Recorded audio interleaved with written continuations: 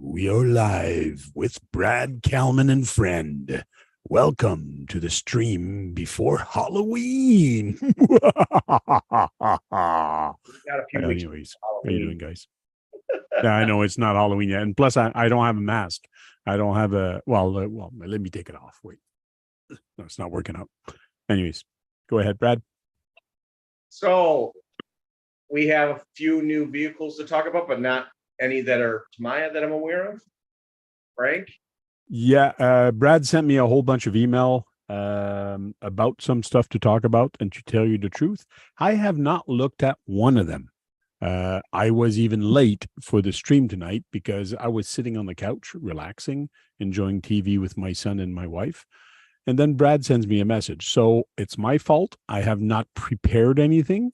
So I have no idea what's going on.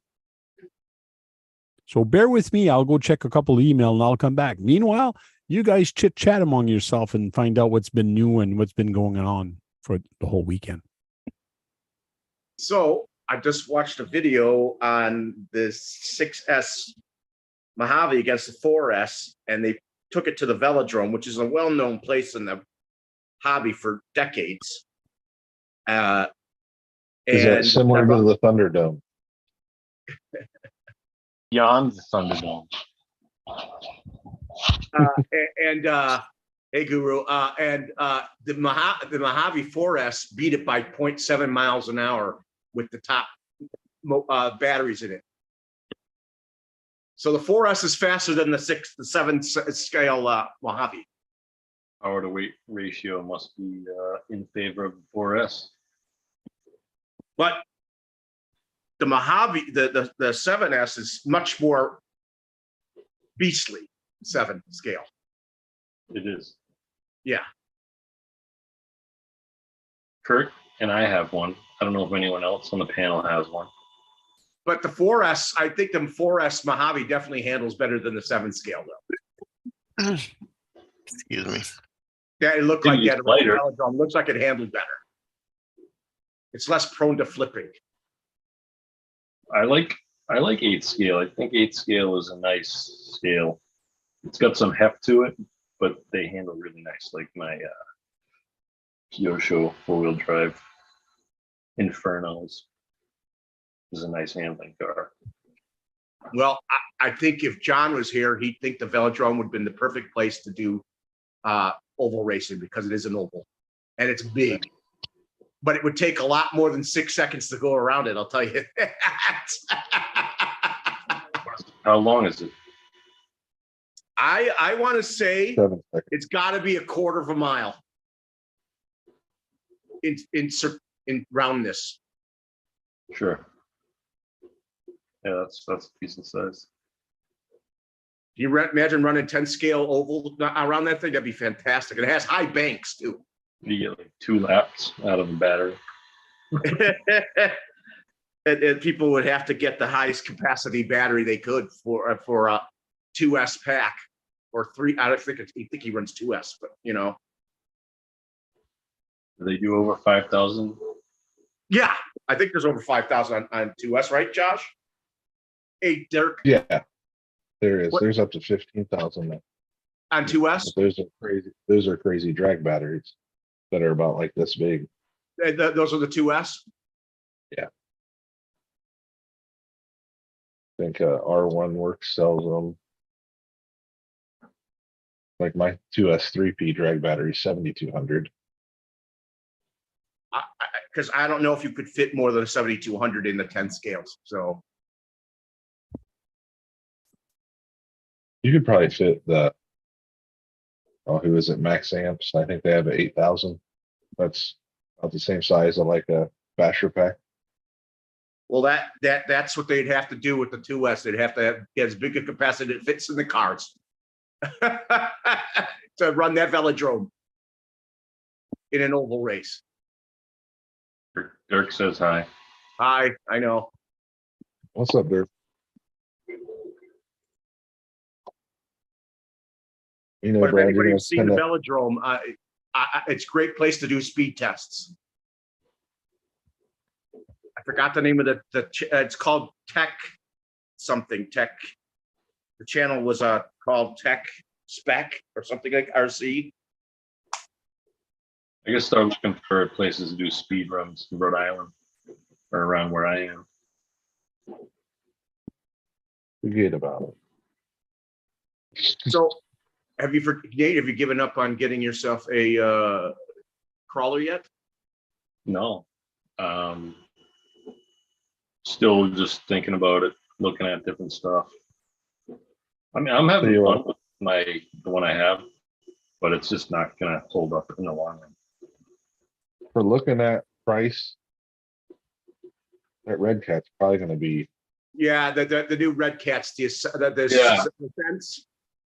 Yeah, the set. I think Eric is getting one, and I think I agree that it's probably going to be the best. And I think the I will Ascents, the probably end Ascents up. look like they'll be better than the Gen 9 and 8. Depends. far as- They're not the same class, though, Brad. I mean, one is a scale truck, and the other one is performance based. Is the scent on the performance end? And I'm getting the blue Yes. one if I get it. I mean, the blue one and the red one are the same truck. It's just one has a detachable bed and tucked. Like I like the blue one. Pack of trades. I'm glad you joined us.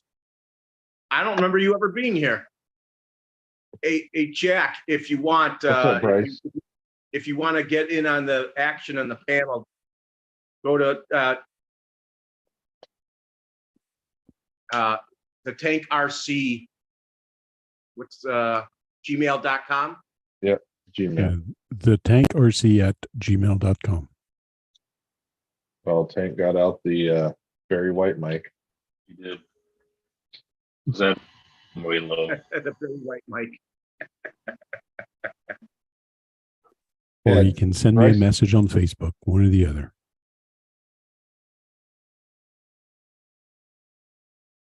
Well, how are you doing? Are you Yeah, asking? great. Okay.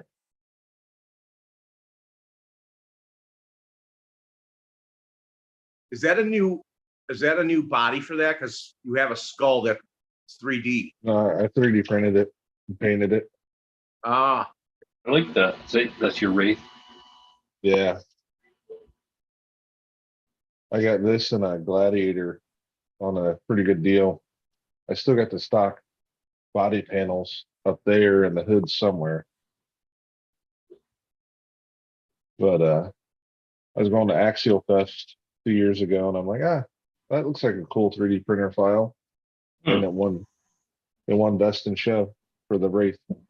Nice. Like totally just threw it in there because I wasn't driving it that day. I was saving it for the night run. I'm like, this car looks cool. I didn't even know there was a car show. It was my first year there. You For could show do and tell.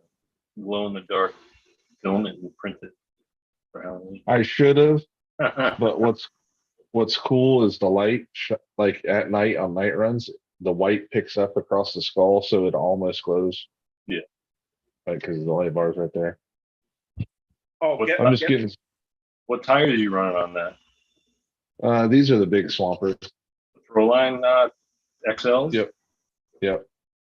How have they been for you? I think you gotta like wear them in to get them to start being stickier. Yeah, they're not super sticky yet, but these rims and tires are so heavy. This thing does well, but I use it like a trail truck. I don't use it Hey, like Joe. I'm trying to climb anything crazy or anything like Yeah. that. You know, it's still got I found an interior for it because it didn't have one when I got it. It's a Holmes, what is it? Heck, this might be a brood motor. This might be a 16-turn brood with a 1080. Jack of Trade says they are the same size. I have both. I question if 9,000 is really 9,000. Huh. Which one is it? What brand is that? Z. Oh, okay.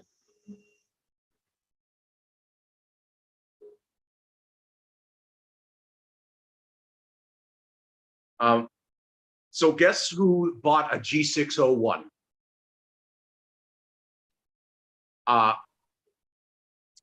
Wayne Yeah. Keebler. He bought the bus one. Man, I heard stories about how he's so full of energy. He's like jumps around all over the place. You've met him, I'm sure, right, John? Me? Yeah. I think I've seen him at a course, but I didn't know who he was until I watched him get super excited about eating a body in a tub of water with spray paint. Ever since I mentioned to him that he needs to be on Ritalin to calm him down, he hasn't spoken to me. So I don't know. Maybe he didn't like that joke. Are you serious?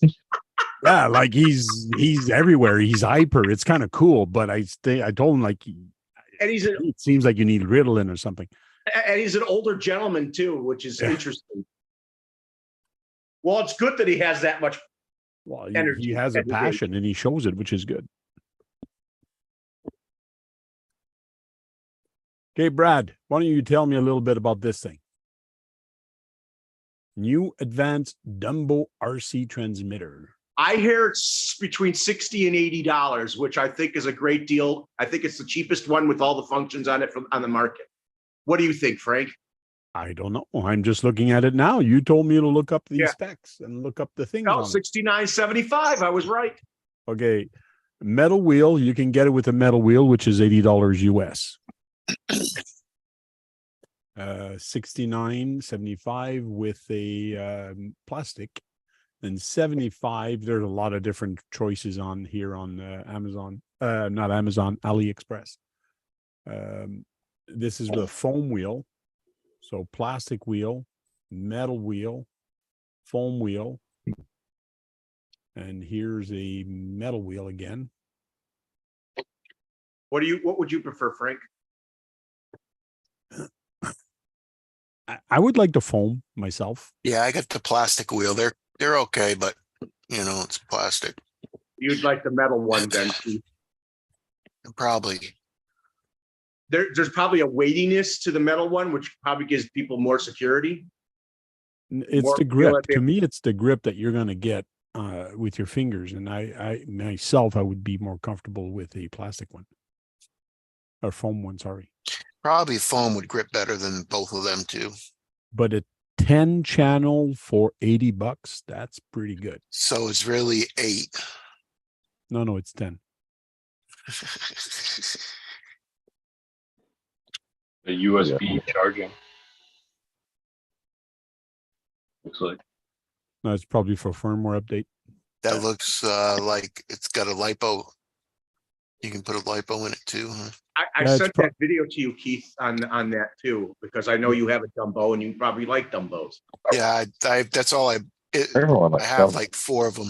I have 4 of them. No, keep in There mind. was one discrepancy out of the review of it. They said that it should have more than 10 memory cars for the price.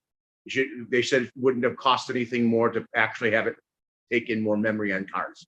People want more for their money. Like you're getting a 10 channel with 10 cars. Okay, fine, for $80. Like, come on, guys. You want more, but pay for more to get different radio. I don't know. People are just greedy. I think that unfortunately, I think it only has a 350 meter range. I mean, that's good, but not as good as their best one, which is 400. I'm surprised it has a little less. Is that different receivers, Tank?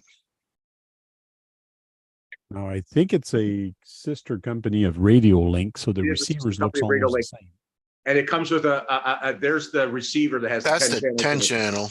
Yeah. They're all 10 channels. So this is a X6DC. It's probably a 6 channel. This is a 10 channel. So you got 5 on each side. And what's the middle one? There is no middle one. Go up a little bit. For FM. Oh, this one Okay. is for a Yeah. different. That's just 4 channel. Oh, okay. For you, it's only 2 channels. 2 channel. Yeah. I don't count steering and servo. That's already there. So when you say it's a 10 channel, it's really an 8 channel. You get free 8 channels. 8 channels that are free. Oh yeah. So it's an interesting radio for the price. I wouldn't mind trying one. Maybe I'll get one later. I wonder how much the receivers are for that. You could probably use any of their receivers. Oh, that one was with the metal handle, 91. Yeah, it doesn't say. Usually you have You can also have gyros too. They have a gyro receiver as well. 6 channels, $12. Look how cheap the bottom line one is, $21. Cheap Dumbo radio. I mean, I'm set for a while with the radios I have. I only have, for some reason, I forgot to fill up the 10 one more time. And then I got 2 or 3 on the other one, and that holds 30. For my I radio. mean, but 8 extra channels, that's a lot of channels you can do all kinds of shit with, man. No, it's not 8, it's 10. Well, it's 8 extra ones. 8 open ones. Because of the steering and trigger. Yeah, 8 open ones. So the receivers, $13 for a 10 channel. $13? Well, that's what I see here. Yeah, That's not the cheap right for a one. 10 channel Oh, wait, receiver. wait. PL3. Why is it PL3? No, I don't think that's the one. But you have to have a 10 channel remote too. You can't just go and get that and expect your old course. Dumbo remote to That's cheap for a 10 channel. No, it's something else. That's not Run the right all part that. number, because the right part number is X10FG, back in a minute. and this is actually BL3FG. The picture looks the same, but it's not. And right now, they don't show any of the that radio. No, I don't see that 10 channel right now from Dumbo RC. I mean, Six. if I were to have all my receive or transmitters filled up with cars, I would probably want that Dumbo. And these can go 10 volt on these receivers. Yeah, 10 volt on the receiver, yes, which is nice. But the 10 channel, that 10 channel will run any receiver that they make. Will it? You think so? That I'm not sure. Where do you see that? Where did you hear that? It's because it's still their product. Yeah, but Fly Sky doesn't work that way. Yeah, you Yeah. got to be careful what you state, Brad, if you don't know. Right I wish any receiver worked with my Noble, but Mhm. cheapest one's like $40. What I found. Because they have a 4-channel that works with it, and they have 6-channel. There's another 6-channel. 6-channel again. And then you have 6-channel, and then you probably have again the 6-channel. It doesn't even show the 10-channel receiver.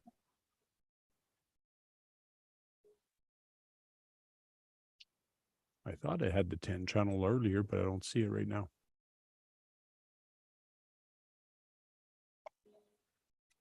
I believe some people are going to like the feeling of the metal wheel more than the other. What do you think?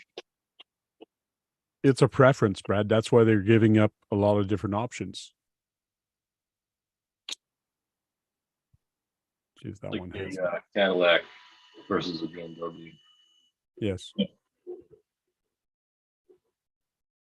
Metal 6-channel. It doesn't show. They don't sell it right now with the 10-channel. So here's the 10-channel, and here's the 6-channel X6DC. And right now they don't even sell the 10-channel with the 10-channel radio. I actually saw Hey, someone who reviewed this Dumbo, and it came with a 10-channel receiver. Receiver 10 channel, but it says 6-channel here. Yeah, well, I'm telling you what I saw in the video. It was a 10-channel. This, yeah, it It shows says 10. X10 on it. Yeah, there shows 10 channels here, but here it's actually written 6. Maybe it's a typo. But here on top, it does says receivers 10 channel. Okay, so that's the 10 channel here. 6-channel, 10 channel. I wonder if it has bread. Did they? How was the mixing on that? And did they go over that? Yeah, he says there's so many things on there he couldn't review all of them on the video. There's Yeah, so and many that, things of mixing and stuff on it, and Brad, did they, how was the mixing on that? And did they go over that? who's got Oh. the repeat? I don't know. He says there's so many things on there he couldn't review all of them on the video. There's so many things of mixing and stuff on it, and Somebody's playing the video with an echo. Somebody was. hey Joe. Nate, it's you. Yeah, I'm not sure what's going on here. He says there's so many things on there he couldn't review all of them. Yeah, now it's Nate. All right. Sorry, guys. Somebody's playing the video with an echo. I don't know what happened. Who was that? Yeah, I'm not sure how it's going on.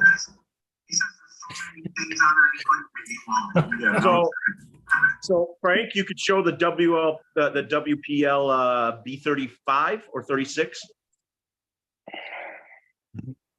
Okay. The Twilight Zone.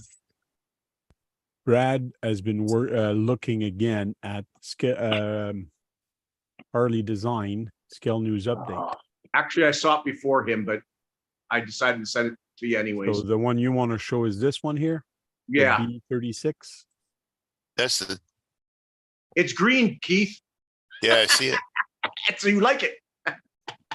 And it comes with a trailer. It may be 16 scale, but it still comes with a nice size trailer. Yeah, it'd be good for a 24 car on there. It's just a wee little guy. All right. I think I fixed something. I think I fixed myself. You fix yourself with yourself. Yeah, I think I had another YouTube just started playing and I couldn't My God. get to it. Do you see this giant mosquito on the hood?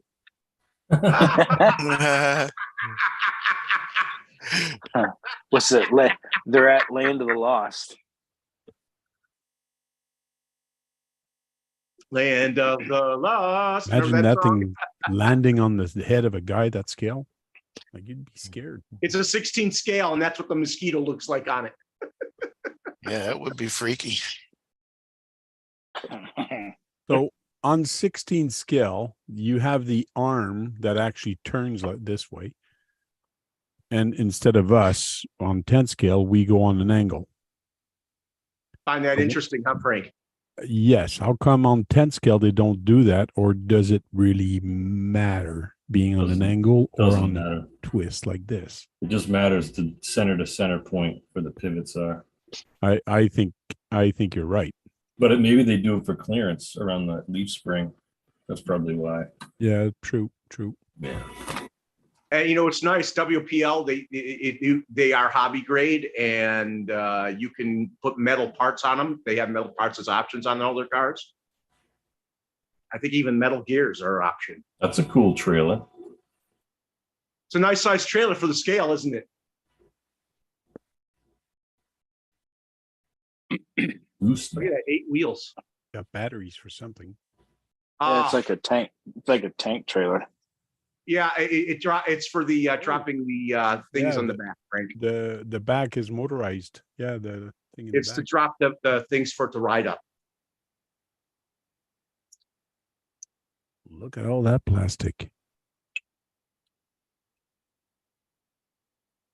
They had to bend the truck in half so it could fit in the picture. I would say that's about 2 feet long. What do you think, Frank? Don't know, Brad. Tip to the truck to the I'd say close. I'd say no less than 18 inches with the truck in the trailer. Sure, if I click close the picture, we'll see some specs on it. Oh, look at the mini tank. Oh, my friend Steve, has that. He ran that the other day. Scuba Steve. It's around 3 feet long with trailer. That's big for a 16 scale. 3 feet long. 41 inch 41 inch. It's over 3 feet. More than 3 feet. 41 inch by 5 inch, 5.5 inch by 6.7 inch. That's pretty long for that scale. What do you think, Frank? Well, it's a long trailer for those big, long, like that's a fifth wheel trailer. It is long. It is It's not. 160. Truck motor. That is not what she said. Mhm.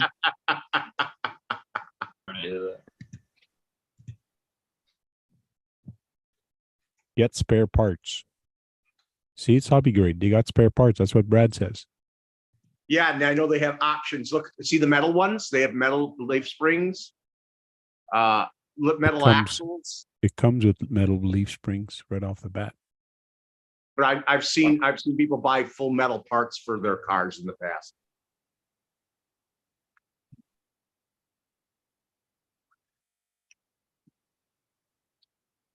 You get spare parts. There you go. It's hobby grade.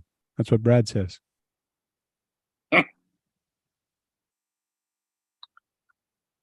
Spare parts for your toys.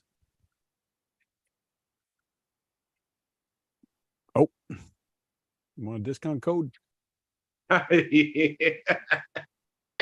the other one is this guy. Yes, the TAO. Yes, that's the new. That is. I'm sorry. There is Tamiya news. A new trim level of the TA8 is the R. It's a new trim level. It comes with some other options that the original one does not. That chassis looks nice. Does. Belt driven, should be nice and quiet. What's the price on If you have to ask, you can't afford it. it? Yeah, that's basically a race chassis. 720. That's the MSRP 720. So I'm thinking it's gonna go about 550 maybe. Retail. That's Well, Canadian that you're looking at there. That's probably US. That's directly from Tamiya USA. Twice. So, it's good. It's got carbon fiber parts, aluminum parts. Yeah, it is a pro. It's a TA08 Pro. So you're getting a lot of pro TOR. So you're getting A lot of TRF parts. TRF. It has the SRX wheels.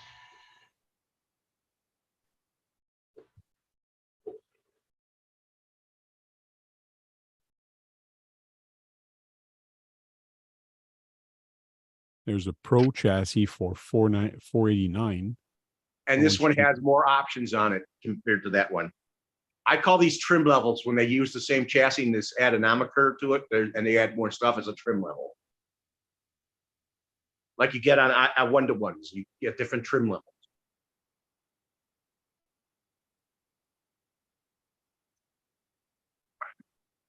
Now, Believe it here's or a not, that Fiat, it's a box art color is a dark purple with the yellow. No, I'm not going to put the audio on because he's speaking Chinese. I mean Japanese. Japanese, sure.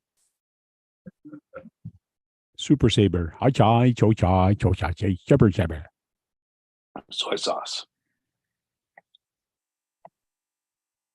Tell us about the Super Saber, Brad. It's sister Silver. vehicle compared to the Boomerang. People were asking about getting this one back after the Boomerang. I personally like it. This comes with a pre-painted body now. All you have to do is put decals on it.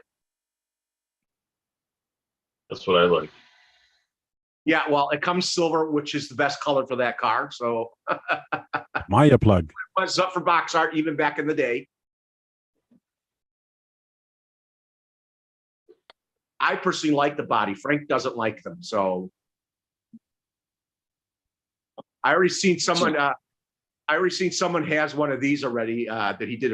He did an unboxing of this one. I like that body, Mitsubishi. Oh, you mean of the Mitsubishi Pajero? Yeah.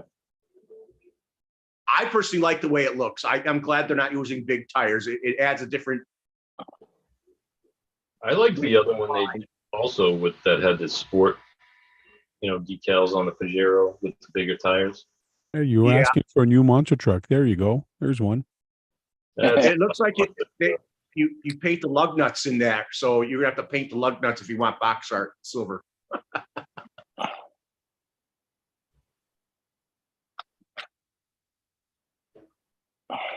Frank's trying to sell me that this is a monster truck. I mean, a mini monster truck. That Look looks at cool. yeah, those are new. Those rims and tires are new for the Hornet and the Frog. So put them on because they fit all the same. Yeah, They're different tires and different rims. that's interesting. Definitely has a different look to them. I always like look at a frog and tell myself I want one, and then I never buy one. Well, the next car I plan on running is my Frog, and it's fast with a 23-turn motor in it. Yeah, Oh my. So fast. See, I it's a thought that was dark black, purple. but it looks purple. Yeah, it's a dark purple. It's an interesting color.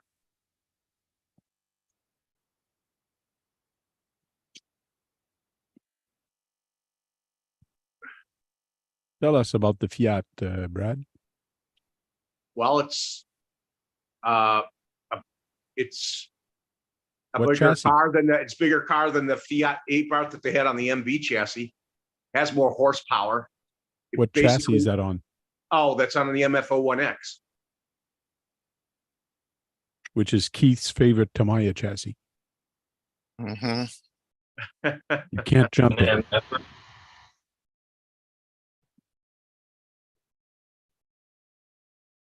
Was that? I like the look of that Fiat.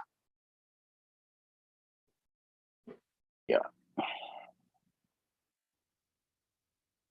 I mean, as far as Fiats are concerned, people would find this better looking than the 8-bar version of the 600 that they had on the MV. So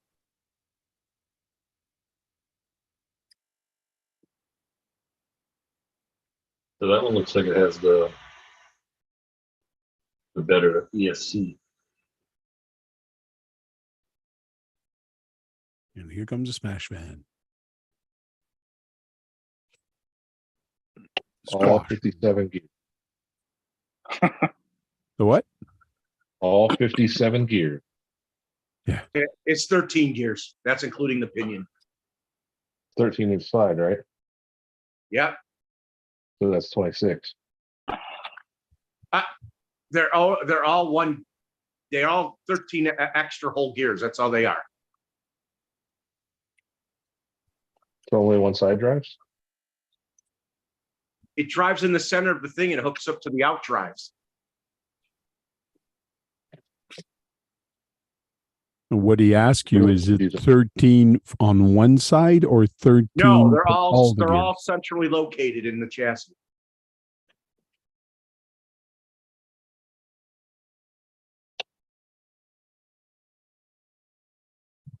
There's the pinion is the one that's the 13th gear and it runs both sides. There's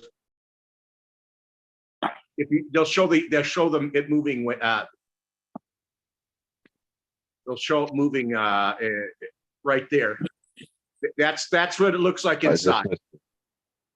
1, 2, 3, 4, 5, 6.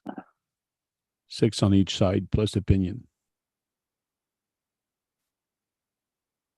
Look at how it runs them.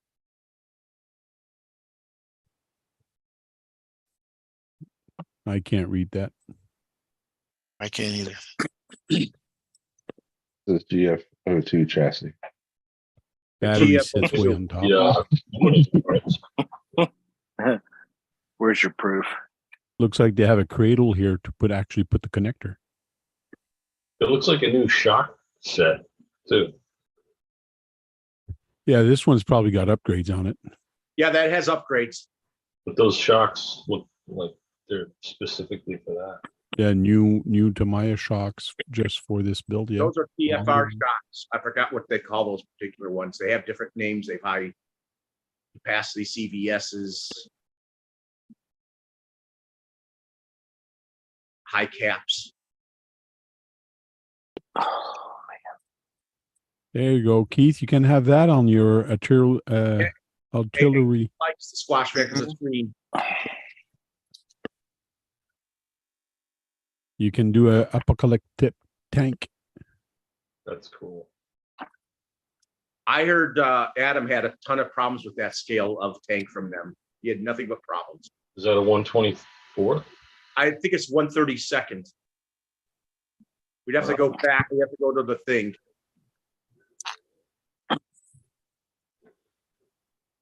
CCO2.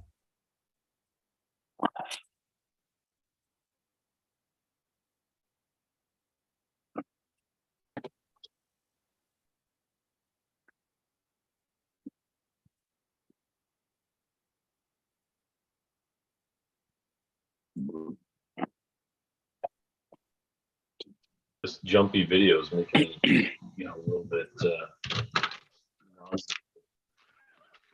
And then you have the semi truck. It's nice. Brad, you have to explain and talk to people, not just keep it blank. Is that a and Tamiya whatever. too? Yes, Yes, these it are is all a Tamiya. Tamayas. The CCO2 FJ40 is a body they've had before, but they brought it back for the CCO2. That is the proper chassis for that car in real life. Killer truck. You're watching the TV again, and you're talking about the CCO2, and we're actually watching the truck. You know what? I wonder if them doors open. This is That one does. This is- Wow. it's just another new Scania. It's not like the other one that had that axle that came down. You could bring it up or down. I think this is the same one that Sean has, which has the opening doors. Yeah.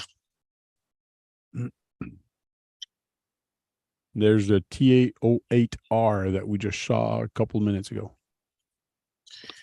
This is the XV02 RS. That is the track version for on-road, not the rally version of it, but this is the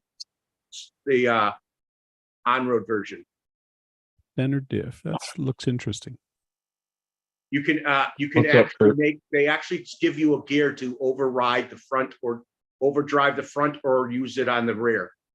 That could have a slipper or a center diff or just a straight up gear in that. No, I Yeah. don't know that it has a slipper clutch. I You don't know. can get a slipper clutch for it. I didn't hear that you could get a slipper clutch for it, but For the center? but I know that you can overdrive the front or rear with a gear. Oh, it's written there. There it is. Slipper clutch. Option. I know because Just look up that part number. I replaced mine with a diff, and I could have done a slipper clutch, but I chose the differential. Oh, did you get an XVO1? I do. I have an XVO2? This is an XV02. I That's have the what I meant. XV2 Pro. This is the RS Pro. Okay. The suspension setup is different on this one. Yeah.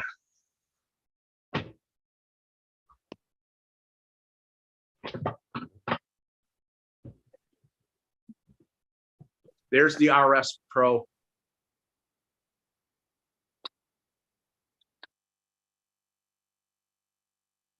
That's the chassis, or is that the Yeah. top? Oh, that's the Blade. TA08. I'm sorry.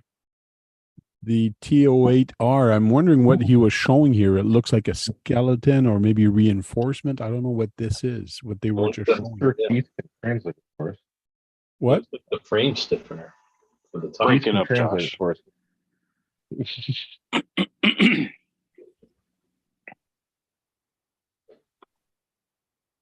I probably think the the carbon chassis, fiber. its sides are angled up. Yeah, that's what we're seeing, that carbon fiber Yeah. strength. the carbon fiber center deck. Yes.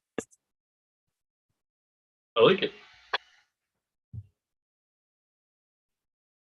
That's the option for it, as far as I know. One of the options. Those are better for racing when you do carpet racing and thing like that. That's a nice little kit.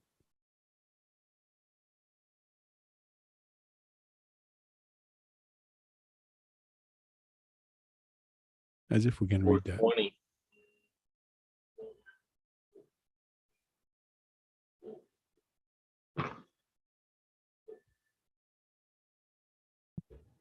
Look at the whatchamacallits. They have aluminum. They had alloy things for the body posts. Yep. It's got rear tie rods towing. Kurt, surprised Kurt isn't in here. He's in the chat. Cool. And then we have this guy. Yeah, we haven't. I told him we Yeah. haven't seen you in a long time. We'd like to hear from you. Driftomaniacs started doing videos again, and I guess he's talking about the Traxxas slash 4x4, the new one. So go check him out. Anybody who has it, and we got. Oh yes, Yokomo is bringing back the dog fighter, but it's been enhanced. It's not the actual original, but it has some of the originality in it.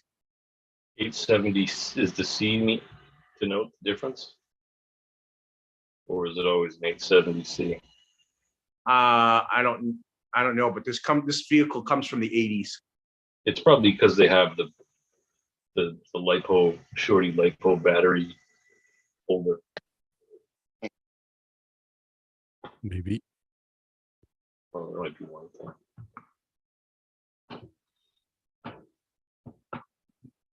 December, release in December. That's gonna. We don't know what it's gonna sell for, but that's a retro buggy that they had back in the 80s. Cool.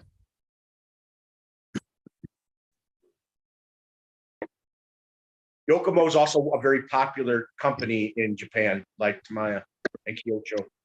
Okay.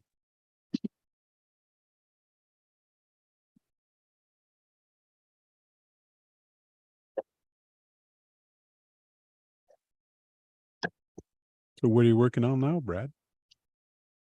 Nothing. Hopefully this weekend I will get that ESC out, and hopefully by next week I will send his package out to you, Nate. Sounds good. I've been running that same ESC in my CC01. Look how full this thing is, and I have to fit one more. I have to fit one more thing in there because the receiver's in there too. Oh, sweet. This is. I hope it can still close. Right now, it looks like it can still close, but it's going to be a thick little one. That's what he said. Now you're sending that to who? Nate. Can't wait. And what's all in it? This Fly Sky receiver and the 21 turn Holmes retro sport motors that I swear there was misnumbered. I think it's actually a crawler motor because it didn't run worth it. It wasn't running very fast, even for a 21 turn in my Blitzer Beetle. So I think it's a crawler motor. It's just been mismarked. Oh yeah. Yeah. And I know they make 21 turn crawler motors, 16 turn crawler motors. They're just I thought slower. that was Sergeant J's receiver, the Fly Sky. It's a 3-channel. Yeah, but I thought it was Sergeant J's receiver. Yeah, it was, but Sergeant J says give it to someone. I was going to send it back to him because he wanted it back, but he said when I forgot to buy the thing that I have the stuff in, I told him, and he said just give it to someone else. Cool. What's the ESC? NHX. Oh, yeah. And you're going to want to, unfortunately, I don't have it. You're going to want to get the program card for it. Yep. You probably won't need the It's like program card. $13. Put it in the crawler. Yeah, I'll throw it in eventually.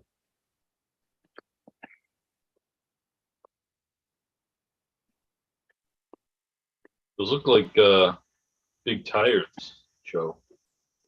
Yeah, they are. You're wrestling with them. Yes, they're kicking my butt. One more to go though. SCX6 tires, Tusk. Oh, so that's your SCX6 tire? Yeah.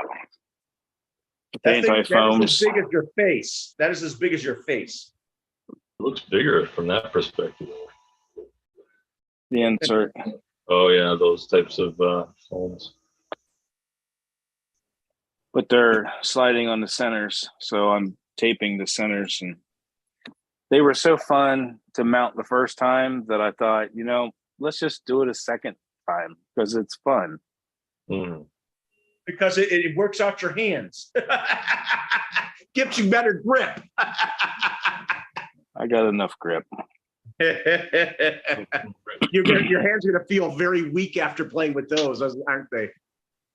But I've already had one of them slide over and catch the knuckle, and it put a big old nasty rash mark on my brand new Tusk tires, and I can't have that. Are those aftermarket tires for it? The J Concept Tusk, yes. Okay. Yeah. The factories are Falcons. Wild Peaks. No, Yes. just Yeah. remember They work when you any put good? it back.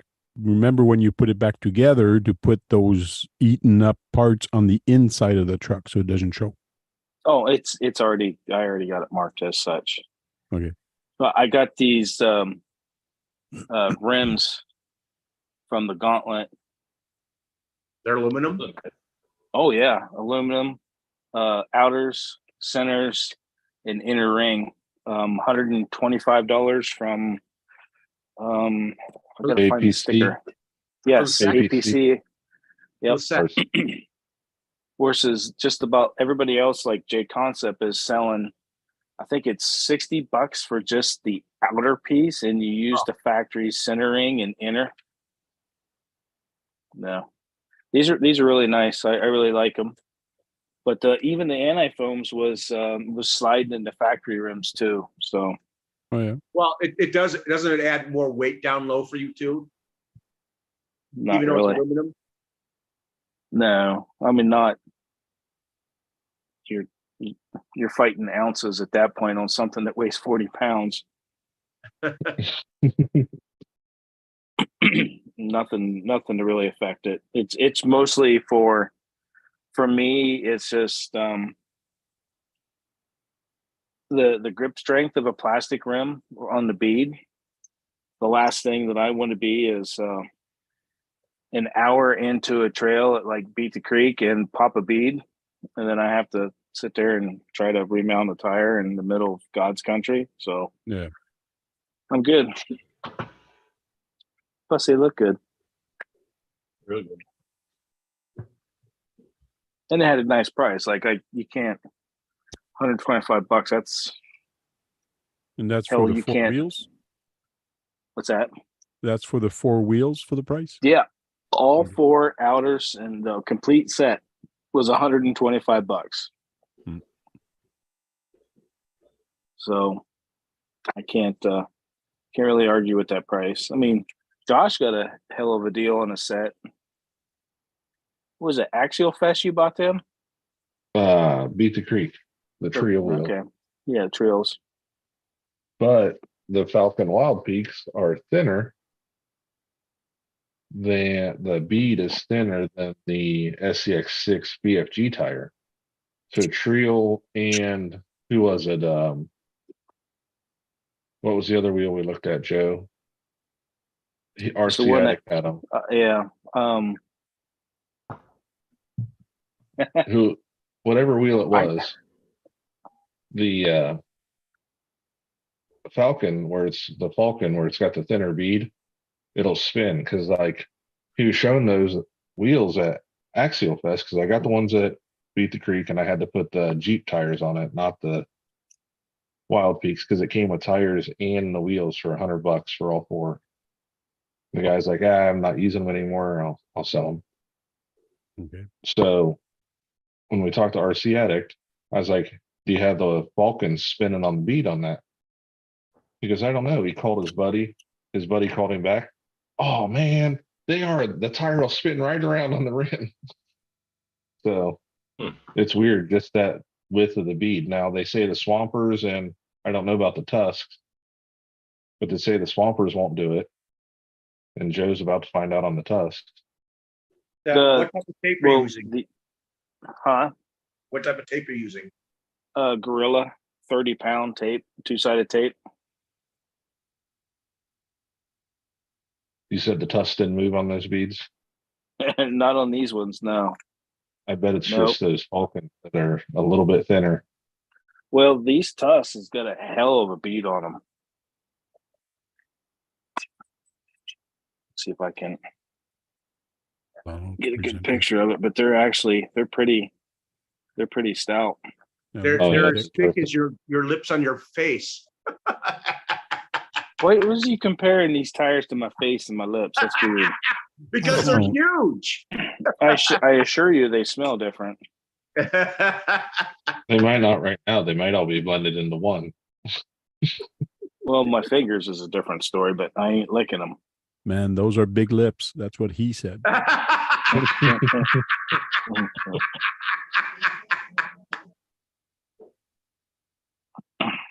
And that's why we haven't come to visit you, Brad.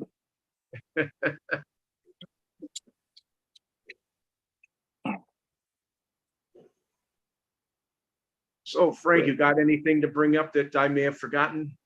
No, I have been busy working and I've been busy doing some stuff. So no, I have nothing to show.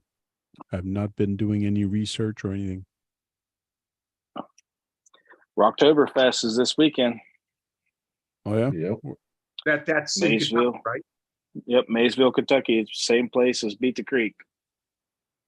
Just no vendors. Just they Well, released they a said they'd picture have 10 today. vendors. It's gonna be a much cooler weekend. It's not gonna be in the 70s at all. No vendors. That's no fun. Just go to have fun. You think there's gonna be a lot of people there? I don't I know. think there'll be a good Generally, generally, Rocktoberfest doesn't get quite the numbers. Not And- sure why, but It I mean, could just like every event, it gets bigger every year. So I'm assuming it won't be as big as what Beat the Creek was, but I still think there will be at least more than last 300 or year. 400 people there. Yeah, It but depends they on was calling they was calling for rain earlier in the week, and it looks like they called that off. So I'm kind of happy about that. I know that it's going to be 80s 2 more days this week, and then a 70, and then it's going to drop into the 50s and then the 60s and the daytime high. That's And all right. I don't think the weekend is going to be more than 70. That's that good. be- That's good sleeping in the tent weather. And unlike what it was in May. Yeah. Well, surprisingly though, there with everything being in the woods, it's honestly it's not that bad. Right. It's worse in the campground and when you're going to the vendors and stuff. But as soon as you get into the woods, it's nice. Even the barn's not too bad. Right. And then once the sun goes down, you're up on those higher hills of that place, and it cools off pretty quick. Well, they're not that place is not quite in the Blue Ridge Mountains, is it? I don't know for sure without pulling it up on the map, honestly. I don't know. It'd be cool to have a thing in the Blue Ridge Mountains. Can you imagine having a whole event going deep in the taller mountains of Blue Ridge? I've hiked a mountain a couple times in my lifetime, and I'm good. I'm good. I couldn't imagine trying to take an RC. RC car up. Yeah. I can imagine the views would be gorgeous, though. Yep. I've gotten some good views. I climbed Mount Baldy twice in Philmont, New Mexico. The only mountain I ever climbed was Mount Monadnock, and I was 12 years old, and that's only like 1,800 plus feet. but there's a even on the easy pass, there's a side of the granite. You climb it. If you slip, you look like you're actually going to die. Yeah. when we Yeah, got that on is top one of foot. yeah, when we climbed Mount Baldy, there was 50 and 60 mile an hour winds, and the top of that mountain was about maybe 50 yards across the top, but you could go on one end of it against the wind and just barely jump up, and the wind would blow you clear across the other side. You know what? It was like that on the top of an 1,800-foot mountain. It's pretty. Mount Monadnock was that same way. It's pretty freaky. But you're in New Hampshire, and they're known for some of the highest winds in the United States, near the tallest mountain out there. So, Mount Washington. Brad fact. John, are you familiar with the velodrome? What? Are you familiar with the velodrome? Sounds familiar, but enlighten me. It's an oval track. It's about a quarter mile long. Oh, and okay, yeah. Okay, you wanna yeah, see yeah. stuff there. I bet you would love It's to asphalt. do. It's asphalt, though. Yeah, but I bet you would love to do an oval race there. Yeah, I'd probably break the felony out on it. because it would take you minutes, over a minute, to probably get around it with your oval cars, because it's about a quarter mile in circumference. Okay. But I can imagine the speed you guys would attain, even though it has high banks. It has high banks on it too, so that makes it interesting. Yeah. I don't know exactly. I can't remember. I think they run 2S on it, believe it or not. Yeah. 18 junk. Hey, Dirk. But that would be a great place that you would love to run with the guys that you go with out there to run a race. Hey, Well, Josh. you funding the trip? Let's go. I'm just saying, you would love to do one there. I didn't say about Well, funding the trip. You can break I'm out sure all you'd the like it. mileage you want on it. He's backing out. He's backing out real quick. Yeah, I know.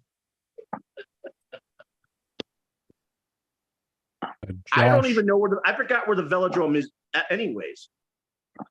I can't remember either, but yes, I know what you're talking about. I've seen it. And it's got to be a quarter mile. Well, it's the difference between God and has to be. Because it's absolutely huge.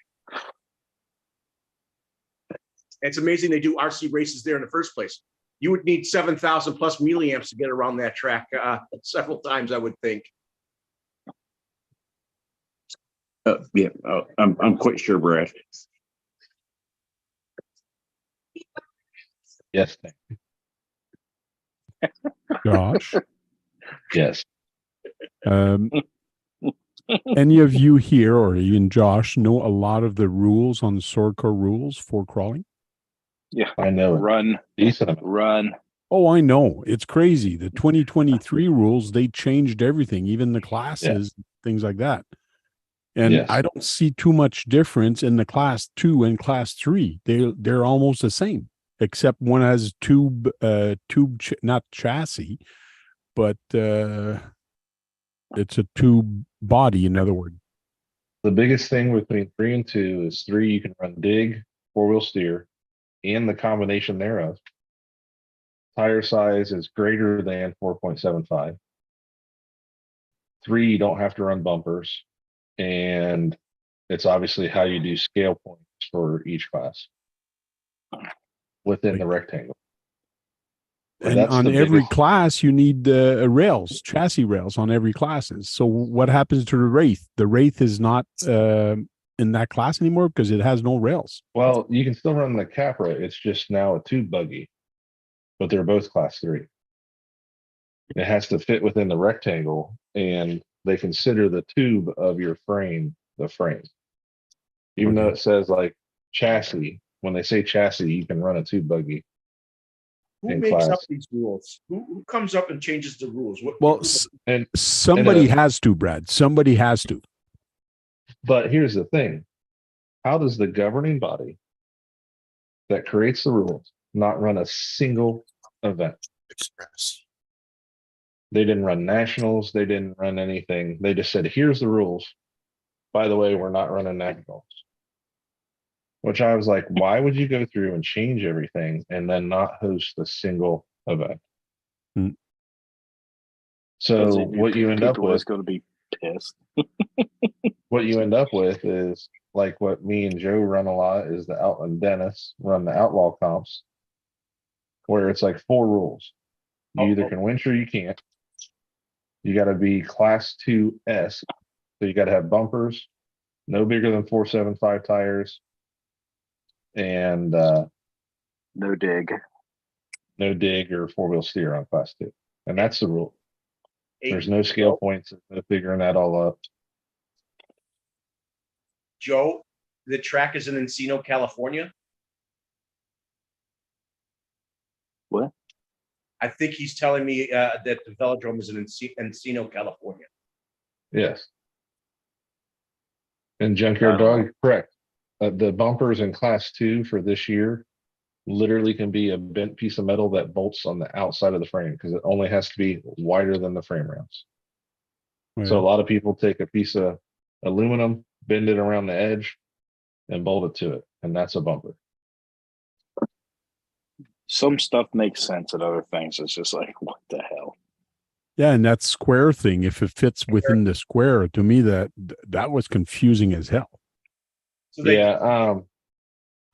TRD Adventure took a lot of time explaining each class. did they change the 0 through 2 class?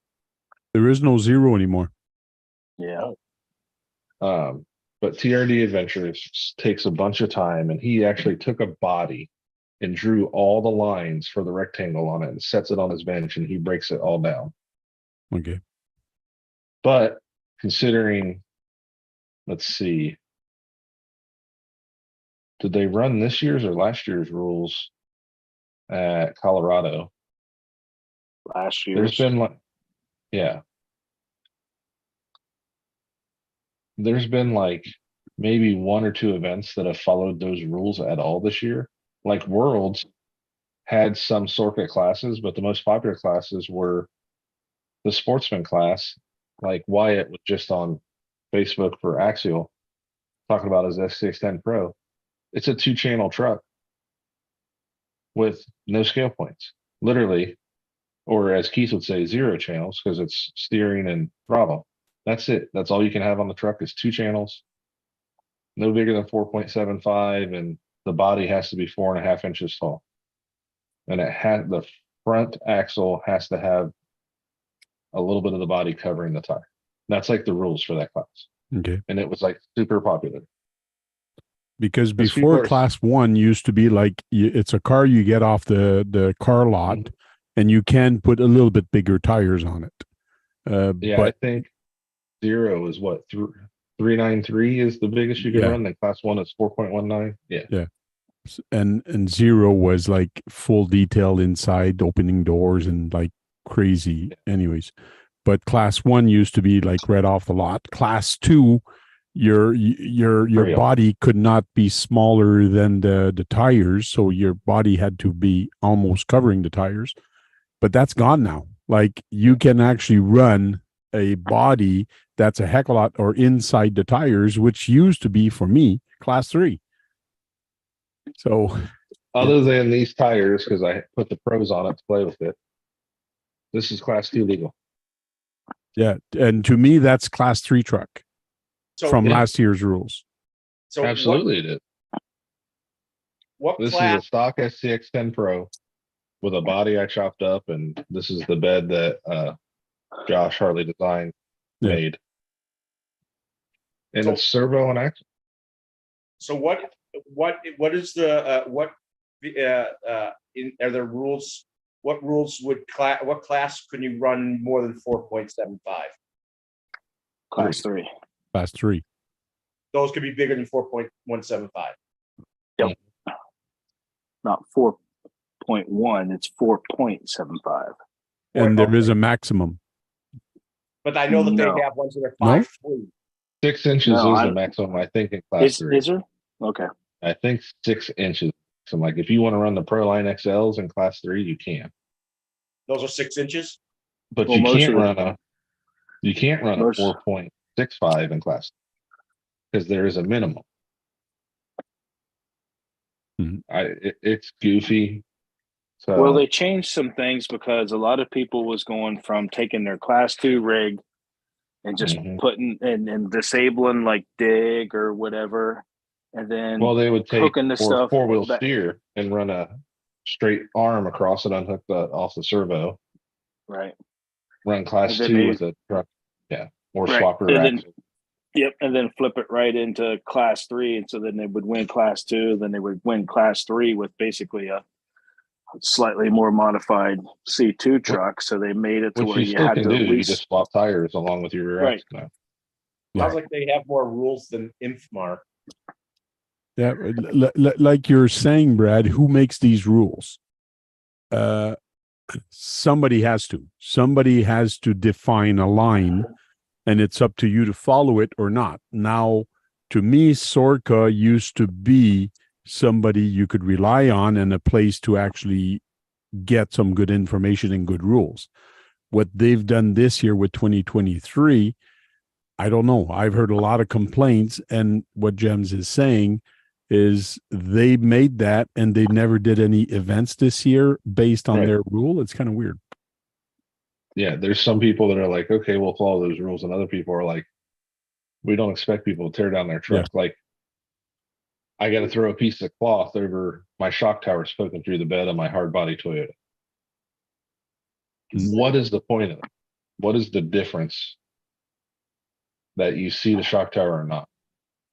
And well, you literally can put a piece of cloth over it and it still counts. And if you can lift the cloth up and see all the scale points inside, you can just put the cloth back down when you run and you still get all the points for the scale points you can't see. I It think makes no sense. It sounds like I it's think- going to make your head spin, these rules. it does. And I think they're But here's Well- another thing. Circa the whole time has been, yeah, sure, you can get good foundation ideas to go from, but it's always been a farce since the beginning of it, hasn't it? Well, I think the original idea behind it is it split the classes up to where, you've got new people coming in that's got trucks that just come out of the box, RTR truck, that just come out of the box. They have no clue. They haven't taken the time to do much. And they're running against guys that's been running for 2 years and it's got every possible upgrade imaginable on a truck and just literally getting their ass kicked because of it. And they added a streamline to it to where it kind of splits those people up.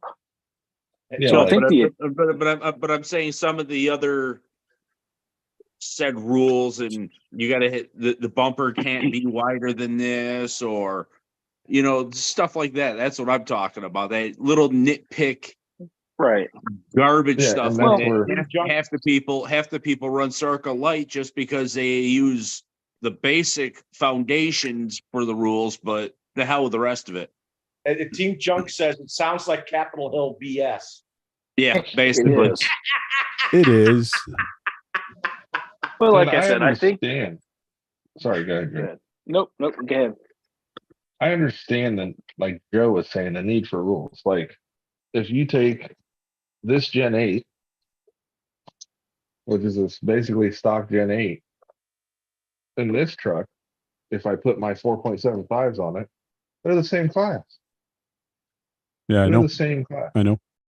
And that's And crazy. Gen 8 has bigger tires, Now- taller tires. This is where I think the evolution went. Everybody's pushing the limit to modify their truck to be as capable as possible.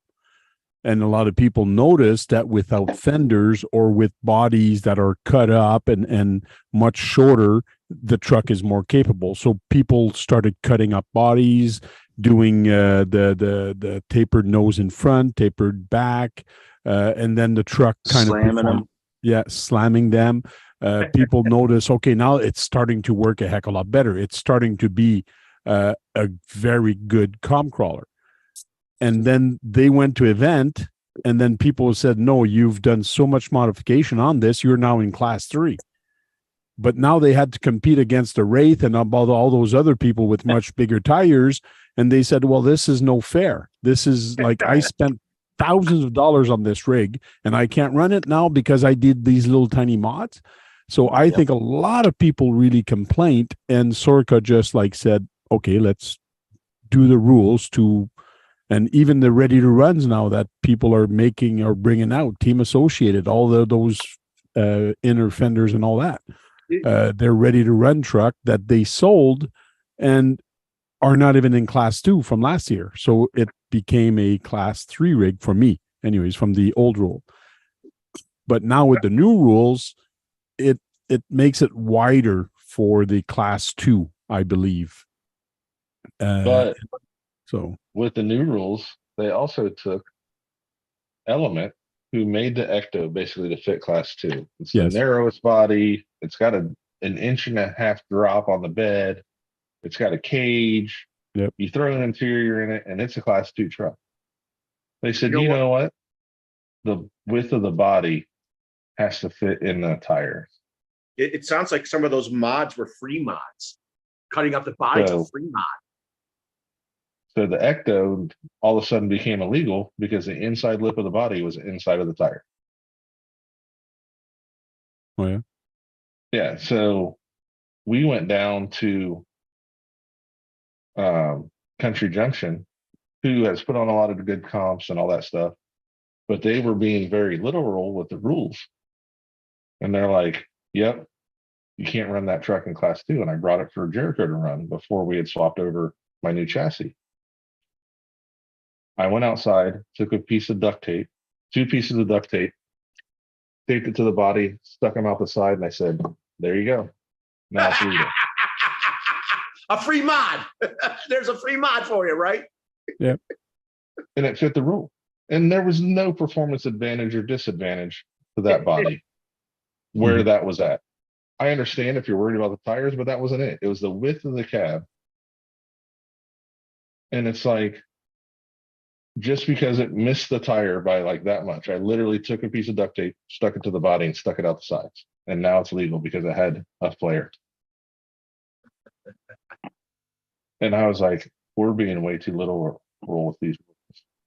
Yes, they are. Sounds like splitting pubic hairs there.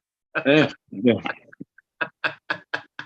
Well, like I said, what started out as something to add classes and different challenges to help pair people up has turned into, quite honestly, just one of the biggest messes in the whole industry. And I'm asking because I want to do a Halloween event before the end of the month, and I'm wondering for classes because I know a lot of these guys have comp trucks similar to the one that Jem's Hobby just showed, not the Gen 8 or Gen 7, but the other one, and Yeah. I'm wondering, okay, which class do I run, or what do I do, or I just say no class? Like, it's just bring what you got and have fun doing the event. I'd split it between, sorry, Joe. Like, Yeah, No, go ahead. Team Well, Junk, we did- I got something. Team Junk's got something to say. The reason we Okay, get stupid go ahead, rules Brad. is because of stupid people complaining. yes, Yeah, but if you have no rules, then there's even more complaints. right. You It's an have to absolute have rules. free-for-all. It's an absolute free for all. Right. So So we- without the rules, like Jem said, I'm taking something like this and going against a stock Ecto or a stock Gens Ace TRX4. or whatever, right out of the freaking box, and you can't run them side by side. There's just no way. So So there has to be some.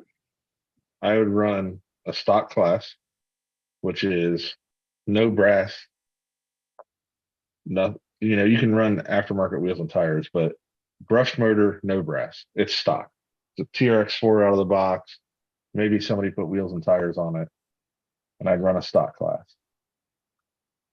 Then I'd run a class 2, which is Joe's truck, anything up to 4.75. And then I'd run, if you have people with tiny tires, I'd run a tiny tire class. And that's how I'd break it up. And the rules are this stock has the most rules. Class 2, you got to run this size tire, no four-wheel steer, no dig. Yeah, but like you mentioned on the class 2 body rule is if you cut the fenders and they're not as wide or they got to be touching the tires, what is that rule? It's got to touch the tire? Class 2 does not count that anymore. It's that the body has to fit. So see the line right here where the body and the tire are not, the tire's not outside of the body. Yeah. Well, the Ecto was narrower and it fit just inside the tire. I mean, Okay, so literally, it's the back of the cab. The back of the cab. the width of the body. Yeah, the center rectangle has to equal within the width of the outer of the front and rear rectangle. It's the way it's all worded. It's a mess. Not to taper, a point. Yes. So like when you look at his body, how it's narrower in the front but wider in the back, it's still okay because it's wider in the back, the narrow in the front. But the Ecto was a straight. Ecto's narrow all the way. So take what his was in the front all the way down, which made it illegal. But that body is wider in the back, it passes, which is it's silly. That's why I picked that body. The same body that John has on his truck. Team Junk Top to fifth. Team Junk says, I agree, you have to have rules, but when it comes down to having to put a piece of tape on your body to be class 2, those are rules to please the complainers. Well, and I'm giving Country Junction all the credit. Like, they were just trying to follow the way the rule was written. And I'm like, this is a silly interpretation. This isn't your guys' fault, but I can literally make a body legal with a piece of duct tape. And that's not something as a host of an event I would worry about. The next event, they said, look, Ecto bodies are legal. That's a little ridiculous. And it was a basically stock Ecto. I mean, that truck's still brushed. It had some super swampers on it. Now Jericho can drive the crap out of it, but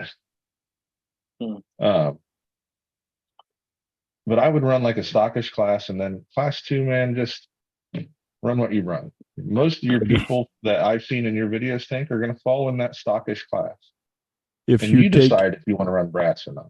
If you take a Hecto, not an Ecto, the one that falls into class 3, the one with a cage, Capra. If you take a Capra, no matter what, you can't make that a class 2. No. Well, you can't have a full cage buggy in class 2. Oh, what if you put a Lexan body on it? Yeah, I mean, that's a good example. Like, Frank, you like the tiny tires anyways. This is a Capra. Yeah. I put frame rails on it and a body. This is a Capra. It's Capra length, Capra skid. Now I did switch it to 3 gear, but this is the Capra. Yeah, but the cage is gone. Or what's left of it. Speaking of the Capra, I watched someone run the 18 scale one. It's very capable, a little 18 scale one. Oh, they are. They're very capable. But I saw it against the 10 scale.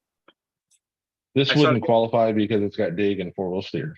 But it started as a Capra axle. The thing is, if you're going to run gates, this now has become a disadvantage because class 2 gates are supposed to be 12 inches wide, and class 3 are 14 now, I think.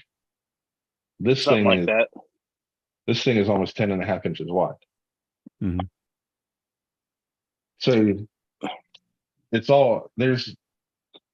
goes 100 different ways. And if you're going out there to just have fun, I break it up a little bit just so you don't have a kid with a Gen 8 running against Joe's truck or this thing. Gauge it by your people. Yeah. Gauge it by your people that's going to the event. And Country Junction, they did a great job of adapting to that. Like, To the people that was There's- going to the events. they were trying to follow Sorka, then they realized this just doesn't work. It's Yeah. it's So, crazy. They when made I their saw, own.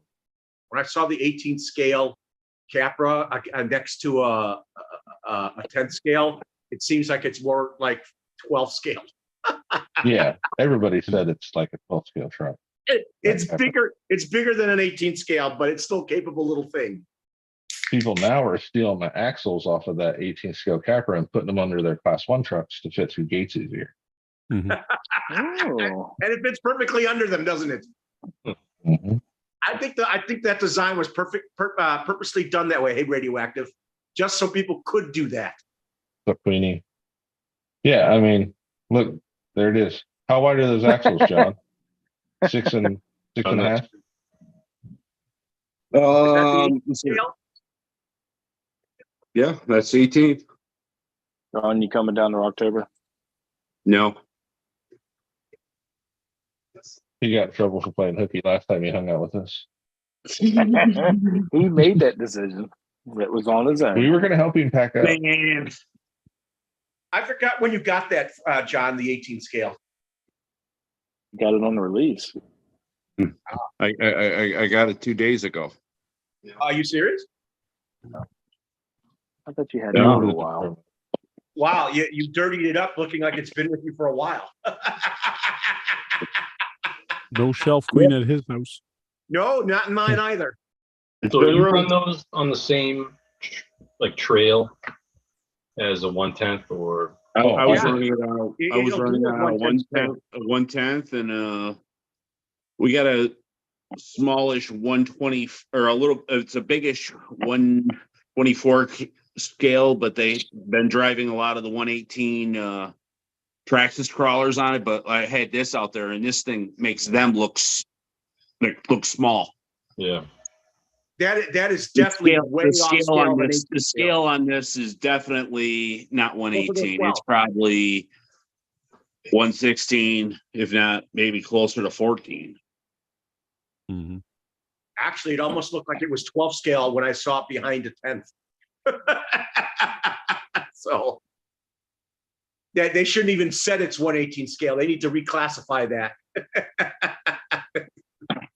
It won't do it. It's the same as some of the tires where people were, oh, it has the one tire that's marked 4.75 and it's actually 5.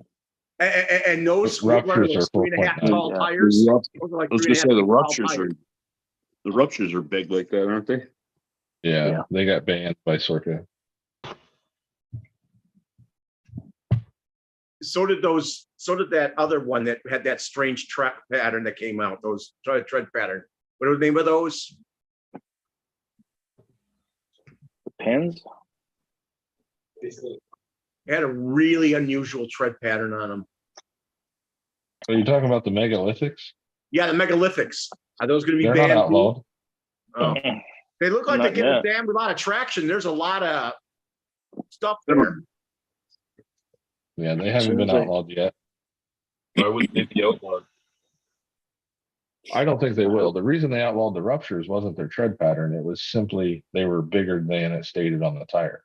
Ah, How can you outlaw a tire for its tread pattern?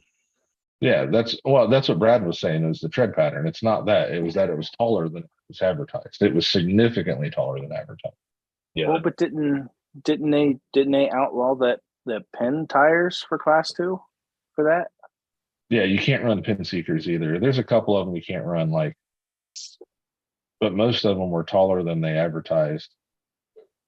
I think there's like 4 tires, like the pin seekers, the ruptures, and I can't remember the other. I need to ask this. The tires with most sipes on it for crawling are the best ones for crawling. The one with lots of sipes on them. Is that a question? Yeah, I'm sorry. That is a question. Sorry, Nate. I didn't mean it. I've run a bunch. Joe's run a bunch. I think collectively that we all agree the Tusk is the best tire. I didn't get a good look at the tusks. They have a lot of sipes on them. it's not really sipes. It's just the compound with sidewall bite, the center bite. Oh, it's very luggy. Yeah. No, not really, because if you turn it to the side, the lugs aren't very pronounced. Yeah, so you would have a problem doing sidewalling crawling, right? No, no, because you've got a staggered lug pattern. So not only do you have lugs that'll grab forward, you've got lugs that'll grab you left and right. So if you look at what is it, the hunks that have the straight line tires, Yes. those things crawl like a son of a bitch, but they can't side hill for nothing because there's no break in the tread pattern. And the holds are about the same too. They do grab straight up really nice, but when you get to the side, the hold is the same pattern as these RC 4-wheel drive mudslingers. Augers. You know what I noticed of the 18 scale Capra? It does great in side hilling. It side hills really well. When they put rims on it, it does real well. Still, I mean, majority of your great side healing is not really the tire; it's your insert or foam that you're using that's going to really give you the benefit of that. And how much sprung weight you have, because more sprung weight is going. I wasn't trying to get too deep in the conversation.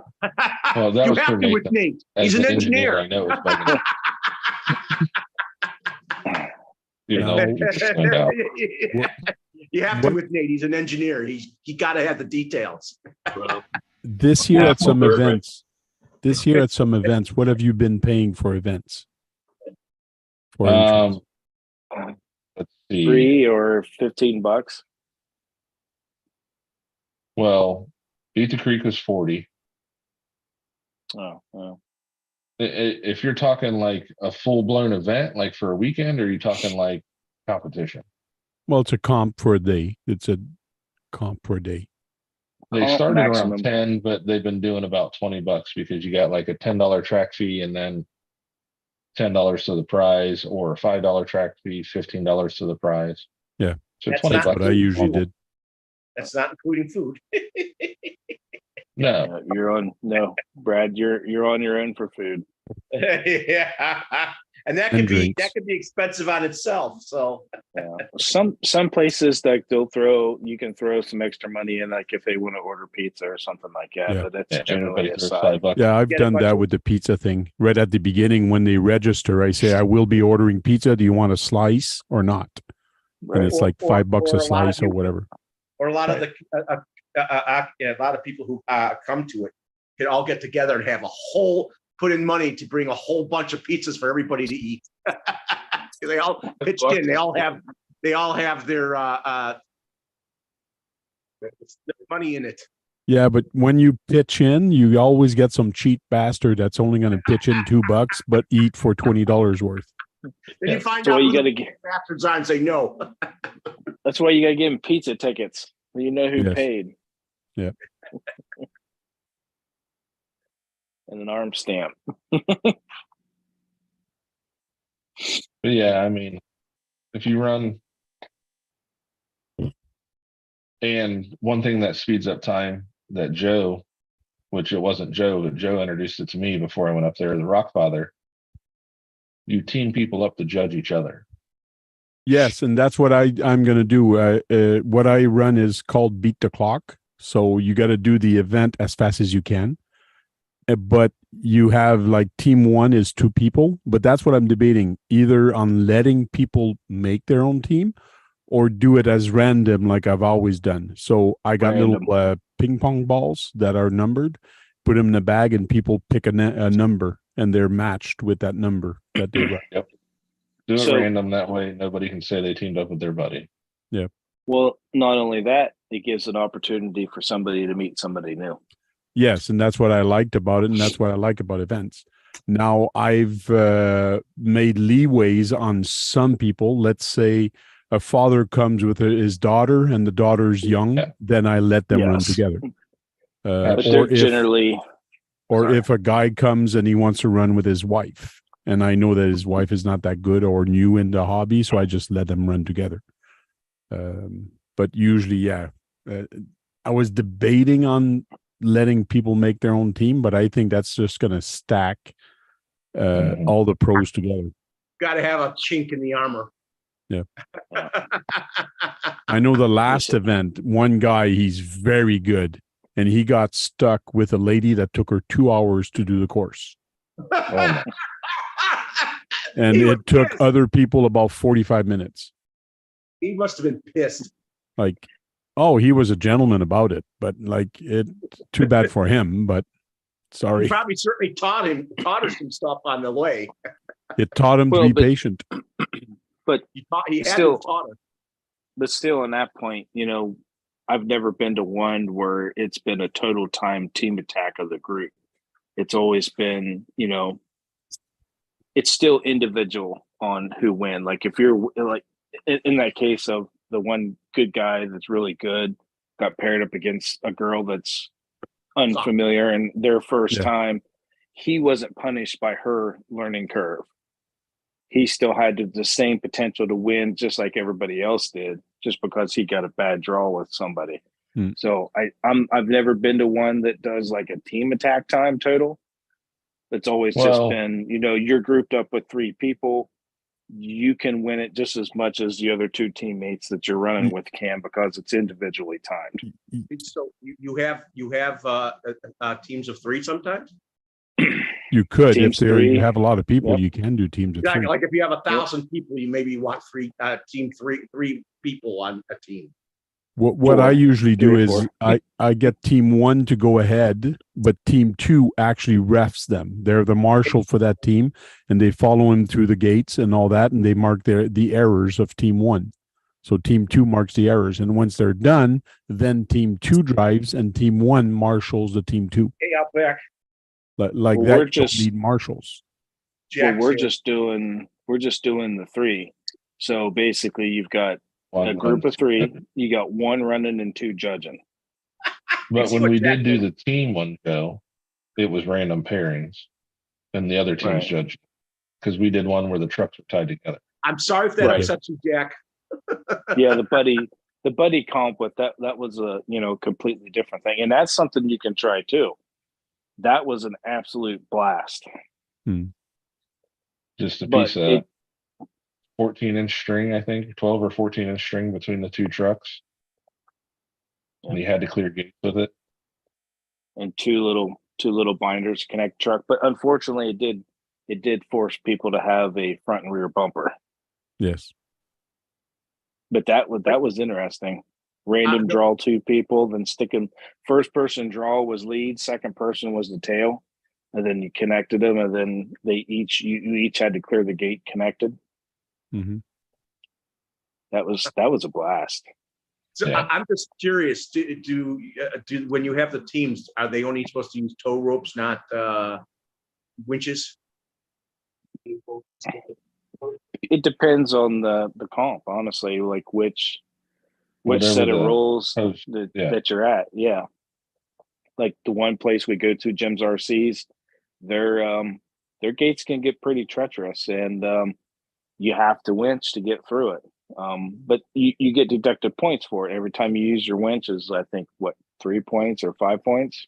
You So- get But then you need to- deducted points for using a winch, really? And then Same you go to with Magic reverse. Hobbies. Magic Hobbies, you can't use a winch. You can't make a gate. You have to take the points and progress your truck through the gate. So you would lose points also with a tow strap. Absolutely. Yeah, Absolutely. there is different taste, different rules. It almost Yeah. sounds like you guys have made the point system almost since, I don't know, this might be a bad analogy, as you do in golf. What's your handicap? Yeah, the best score. Yeah, Yeah, best. the lowest Not score a- wins. Yeah, lowest score wins. So- Least so- amount of rollovers, least amount of gates hit, least amount of reverses, and least amount of winches. So Yep. so that is like a point system with golfing. Yeah. The reverses, I was never for that, for a reverse.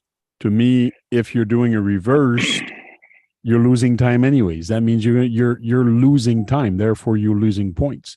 So do as many little reverse as possible and don't worry about it. Just keep going. That's bittersweet. Yeah. I tell you, after you do it a few times, it changes your driving style, Yeah. and it forces you to learn your truck more. Yeah. Because you know what you're going to have to do to get it to turn that angle. Bump it, blip it, shake it, whatever you need to do to keep from doing that reverse. Okay, And you spend a lot more on servo. what is Yeah. the lowest score you ever seen in one of these competitions? We've seen someone. I can't believe there's a perfect score. Well, but you can't. It's hard because each comp is different. So each course Not is the same either. gate. Yeah, they don't use. We're not going to the same courses and using the same exact gates every single time. So, you might go to one event and one course is, if they have multiple courses, one is like really tough and the other one's not too bad. And then you go back there the next time and it's completely flipped. So it's really hard to say like the best perfect score was actually the one that I did at Edgewater, which it wasn't that hard, but it was technical.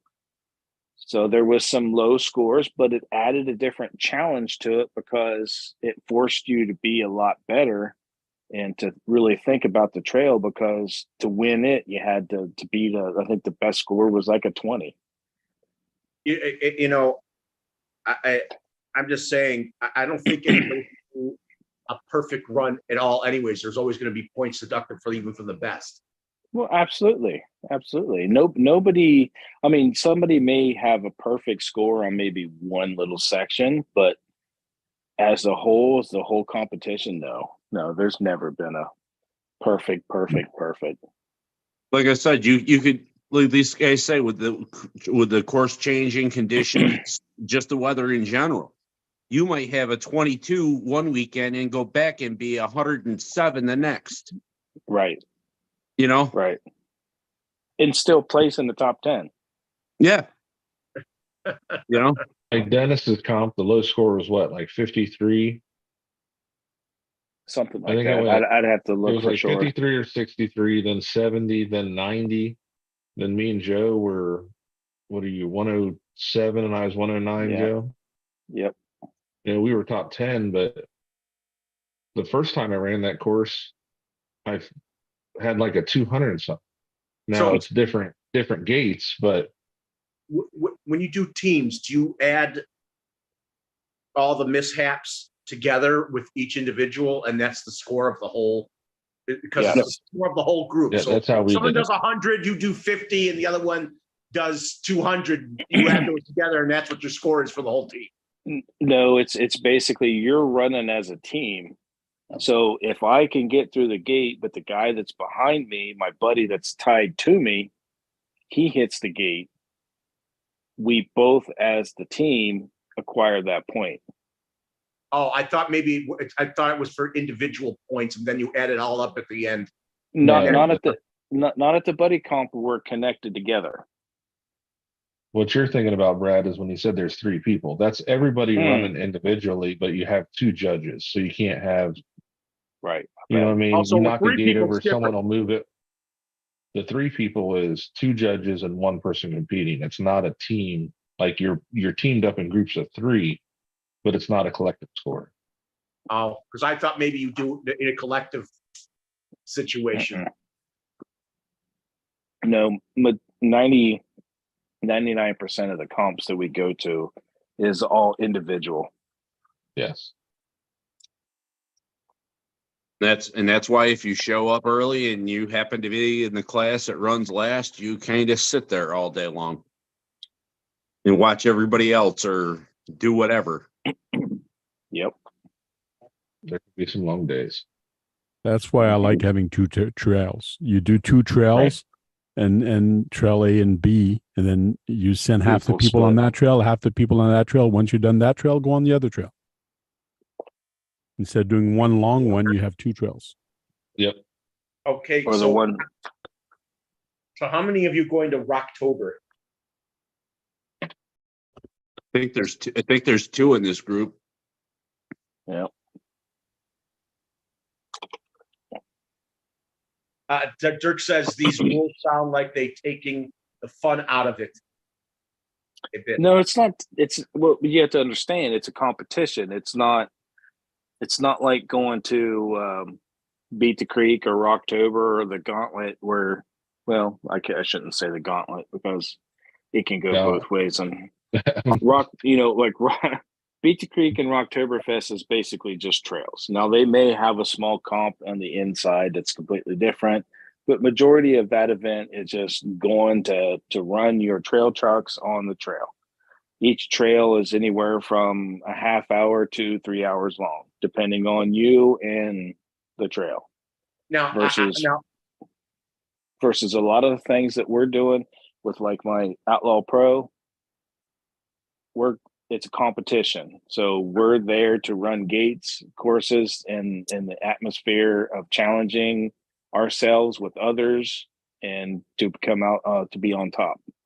Now, which is harder, a rock crawling comp or a trail comp? Rock crawl or a crawler comp. So just doing the rock crawling is harder. Dirk, I get what you're saying. When I first started building my truck, that's now my class 1 truck, I was like, I'm never going to run these rules, do these competitions. I'm just going to build one for that. And then I did a competition with my base camp. That's the first time I met Joe at Smokestack Hobbies. I'm like, man, I think I want to build a truck for this. So I did. And then I built another truck, and Jericho got my old truck, and it's like any type thing that you like competing at, like Tank's Parking Lot Wars. He's figured out which tires work best on that surface so you can be more competitive. Mhm. You just keep digging into it a little bit more if you want to be competitive. It's based on your personal experiences. I mean, I know people that's been in the RCs for 5, 6, 8, 10 years that has done nothing but just trails and never ventured any further than that. Versus, I got grouped up with Josh and Dennis got me to go to a comp, and I took my macked out what I thought was an awesome Ecto that was really good and built for trails. But as soon as I put it on the comp course, it was ugly. It was not good at all. I did not do well. What do you mean? It's like somebody driving 4 hours to show up to a comp with a trail truck. Hey, you were offered to use the Pro. Dirk says, I just wanted to see how it was working. It's a different it's a different feel. It's another side of the hobby that you can choose to venture into it and take the challenge, or you can stick with trail and just run and enjoy the hobby and scale the hell out of it. It's kind of whatever you feel. Dirk says, I like the idea of challenges, but not when the rules make no sense and I don't really apply the actual thing. It disqualifies, like the Echo body, for instance. Well, that's where a lot of people's getting away from the Sorka stuff and running more non-Sorka things, and then you're just following the base rules as far as tire size, and then cheaty type things like a dig and or rear wheel steering And winching.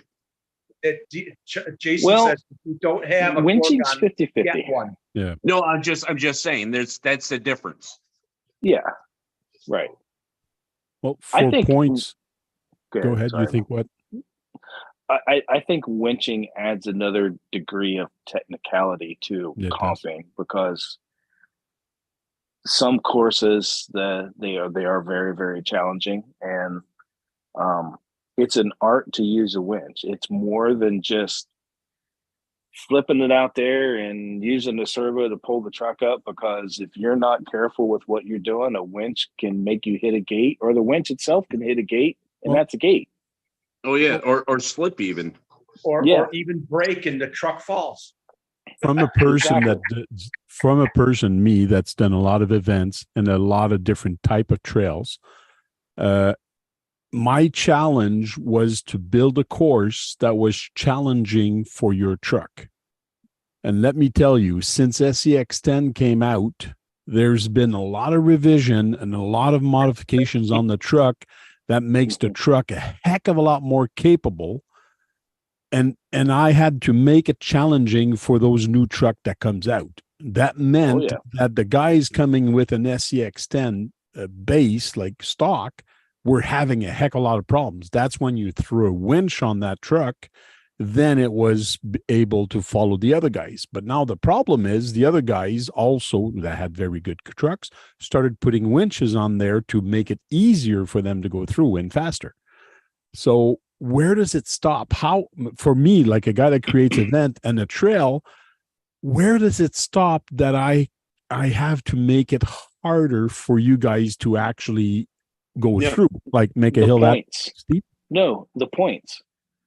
If you want to calm down, you have to use a combination of time and points, because now those guys put the winches on them, they're taking advantage of it. You got to ding them in points.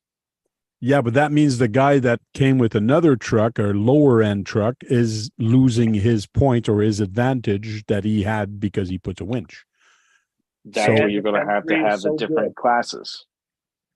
That's where the different classes are going to come into play. But to me, it becomes an issue of what I've seen on road racing and racing circuit is whoever has the most money to dish out and build a $5,000 truck. I'm just throwing a number. I know they're not that expensive. They can be, but like $2,000 on the truck to win the comp instead of I'm going to take this truck and go have fun on the trails.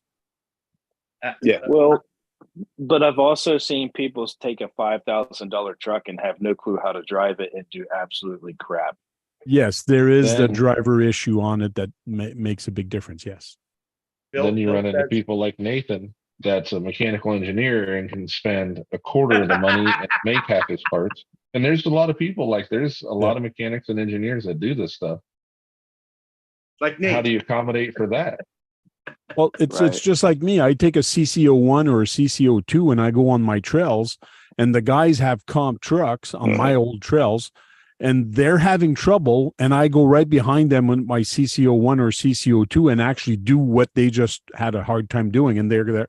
You did that with a class 1? I go, well, yeah. That's because I know my truck, I know how to use it, and I know my trails. It's all about the driving, not anyways. Right.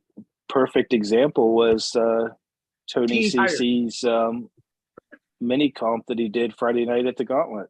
Okay. I got 4th place in the 1/18 scale with my Traxxas TX4M with just tires, antifoams, and brass in the wheels. I got beat by 3 trucks that weren't TRX4s anymore. I'm just curious. I know it's a little change of topic, but aren't they starting to come out with tungsten parts instead of brass? Yeah. Tungsten's heavier. That is correct. But tungsten is also more expensive. But it's more durable than brass. It's more durable than brass, though. I don't know how they make it. They must grind it. I don't think you could machine it the same way, though. No. And I don't think you can. You probably have to EPM machine it or grind it. What they do is they make weight hangers for wheels, and they use tungsten as the slugs for the extra weight, like for Tank's Bully. They'll have a pivoting weight hanger that always stays at the lowest point, and you use tungsten to balance it out. Oh, it's within. Yeah, but you know how you said that the guys are mechanical engineers? That's me.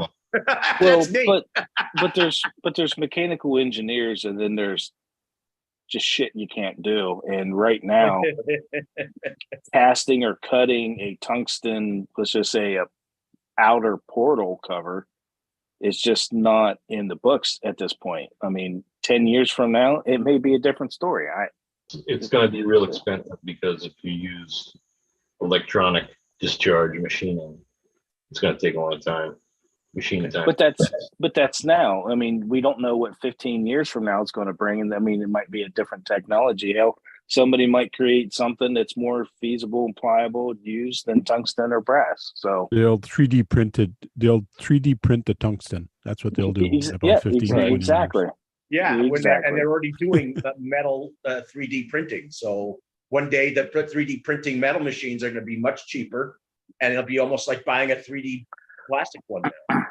Yeah, I don't know how they manufacture tungsten carbide because I don't think you can actually weld it. I think Well, it's how do pressed. they You know, it's how do used to they weld. do it on the blades? Because I know that some of the saw blades have tungsten teeth, and it's on the metal blade. So how do they marry the two together? Oh, I think you can You can fold it like welding it like the brazing. mask. They use brazing or I've some heard about. silver solder or something like that. How Can't do you fold it like Damascus to fold the tungsten onto the steel and then cut it? No, I don't know. I'd have to do some research, but Well, I know- I'm not positive. it's not like you can't form it. It'll just it'll just shatter.